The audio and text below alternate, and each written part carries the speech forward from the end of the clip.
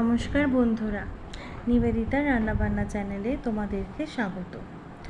হাতে একদম সময় নেই, নিরামিষ দিনে পনিরের একটি রেসিপি তোমাদের দেখিয়ে রাখছি। তোমাদের অল্প সময়ে তোমরা এই রেসিপিটি বানিয়ে দেখো, খুব ভালো লাগবে। দেখো, তার জন্য পনিরগুলিকে 3 কোনা করে কেটে রেখে আমি সামান্য হলুদ দিয়ে মাখিয়ে রেখেছি। সামান্য কিছু কিশমিশ, একটি টমেটো, 2 চামচ চারমগজ, 10-12টি কাজু এবং হাফ চামচ পাউডার দুধ আমি এখানে নিয়ে রেখেছি। এগুলিকে আমি মিক্সিং জারে সুন্দর করে ব্লেন্ড করে রাখবো। এই রেসিপিটি তোমরা ভাত, রুটি, পরোটা এগুলির সঙ্গে খেতে পারো। এখানে আমি রুম টেম্পারেচারে রাখা 2 কাপ দুধ রেখেছি। পনিরগুলিকে আমি ভেজে নেব, তার জন্য অল্প সাদা তেল গরম করে নিয়েছি। এরপর পনিরগুলো একদম হালকাভাবে ভাজবো। আমার চ্যানেলে যে সমস্ত রান্না বা রিলস, এই সমস্ত যে ভিডিওগুলো আমি দেখাচ্ছি, সেগুলো যদি তোমাদের পছন্দ হয়, তোমাদের যদি ভালো লাগে, আমার চ্যানেলটিকে লাইক করে সাবস্ক্রাইব করে আমার পাশে থেকো এবং তোমাদের কোনো মতামত থাকলে আমাকে কমেন্ট বক্সে অবশ্যই জানিও।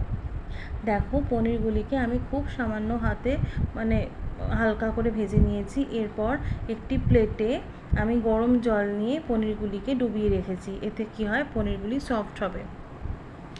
ওই পনির ভেজে রাখা তেলের মধ্যে আমি হাফ চামচ ঘি অ্যাড করেছি। ঘি এবং তেল গরম হলে ফোড়নের জন্য একটি শুকনো লঙ্কা আর সামান্য জিরে আমি এখানে দিয়েছি। জিরেটা অপশনাল, তোমরা চাইলে দিতেও পারো, নাও দিতে পারো। এগুলি থেকে একটু ভাজা ভাজা একটা সুন্দর স্মেল এলে পরে এর মধ্যে ওই মিক্সিং জারে ব্লেন্ড করে রাখা মিশ্রণটি এর মধ্যে দিয়ে দিলাম। এরপর এটাকে নাড়িয়ে নিলাম। এটা যদি একটুখানি যেহেতু বাদাম আছে, লেগে যেতে পারে, তাই বাটি ধোয়া মশলার জলটা এর মধ্যে দিয়ে দিলাম। এর মধ্যে কোনো হলুদ অ্যাড করা যাবে না। এটি সম্পূর্ণ একটু সাদাটে সাদাটে একটু গ্রেভিটা হবে। আমি রঙের জন্য কাশ্মীরি লঙ্কা দিয়ে নিয়েছি, তোমরা দেবে চাইলে ইচ্ছে হলে। এরপর স্বাদ মতো লবণ দিয়ে নিয়েছি। দেখো, গ্রেভিটা থেকে আমার তেল ছাড়া শুরু হয়ে গেছে।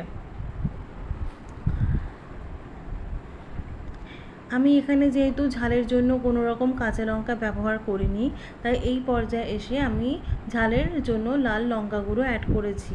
ঝালটা নিজেরা নিজেদের স্বাদ মতন নেবে। তবে এই রেসিপিটি একটু মিষ্টি মিষ্টি হয়, কিন্তু চিনিটা যখন অ্যাড করবে একটু বুঝে করবে, কারণ পাউডার দুধ দেওয়া হয়েছে, এটা এমনিই অলরেডি মিষ্টি মিষ্টি হবে। দেখো, আমার গ্রেভিটা থেকে খুব সুন্দর তেল ছাড়ছিল। এরপর আমি এই পর্যায়ে এসে দুধ দিয়ে দিলাম। দুধটা দেওয়ার পরে গ্রেভিটার কালারটা ঠিক এই রকম একটা আসবে। এগুলি যখন একটু ফুটে উঠবে, তখন ওই জলটা থেকে তুলে নেওয়া পনিরগুলি এর মধ্যে অ্যাড করে নিলাম। পনিরগুলি দিয়ে ভালো করে মিশিয়ে নিয়ে পরে এটি যখন ফুটে উঠেছে, তখন একটু হালকা হাতে একটু নাড়ি চাড়িয়ে নিতে হবে। খুব সাবধানে নাড়াতে হবে, নয়তো পনিরগুলো ভেঙে যেতে পারে। এই পর্যায়ে আমি গরম মশলা এখানে অ্যাড করে নিলাম। ভালো করে মিশিয়ে নিলাম। এরপর আমি এর মধ্যে হাফ চামচ কসুরি মেথি দিয়ে দিলাম। কসুরি মেথিটা দিতেই হবে, নইলে ফ্লেভারটি আসবে না। দেখো, আমার গ্রেভিটা কত সুন্দর হয়েছে। আমার চ্যানেলের রান্নাগুলি তোমাদের ভালো লাগলে লাইক, ফলো এবং সাবস্ক্রাইব অবশ্যই করো। দেখো, আমি এখানে এরকমভাবে ঢেকে রেখেছি। আমি একটু মুখটা খুলে রেখে ঢাকি, তাহলে গ্রেভিটার কালারটা সুন্দর থাকে। এরপর আমি এখানে হাফ চামচ ঘি অ্যাড করলাম। এটাকে লো টু মিডিয়াম ফ্লেমে রেখে রান্নাটি করতে হবে। এই পর্যায়ে এসে আমি একটু ঢাকা দিয়ে রেখে রান্নাটি করব। আমার এই পনিরের রেসিপিটি অলমোস্ট তৈরি হয়ে গেছে। দেখো, আমার কি সুন্দর একটা কালার এসছে। এটা পরিবেশনের জন্য